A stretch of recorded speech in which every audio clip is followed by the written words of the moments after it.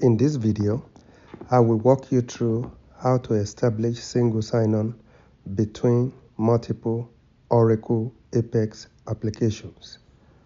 If you get what you want from this video, please do not forget to like, comment, share, subscribe, and turn on notifications so that you can be informed when I upload new videos. The first thing we're going to do is to create two sets of applications. The first application is named SSO App 1. Then click Create.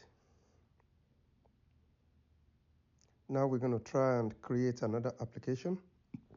We call that SSO App 2. Click Create.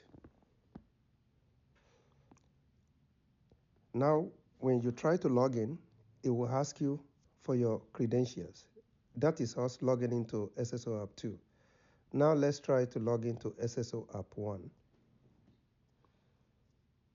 Now I want to search for SSO App 1.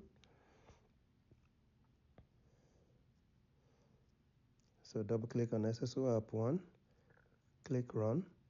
You can see that you are prompted again to log in.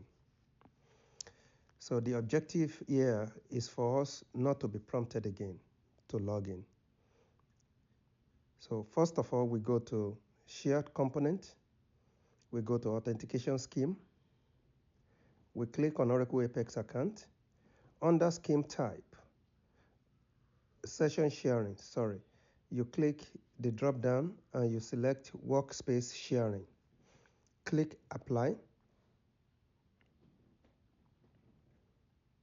We're going to do the same thing for the SSO App 2. Shared Component, Authentication Scheme, Oracle Apex account, Session Sharing. We select Workspace Sharing. Apply changes. Now we can try, accessing one of the applications.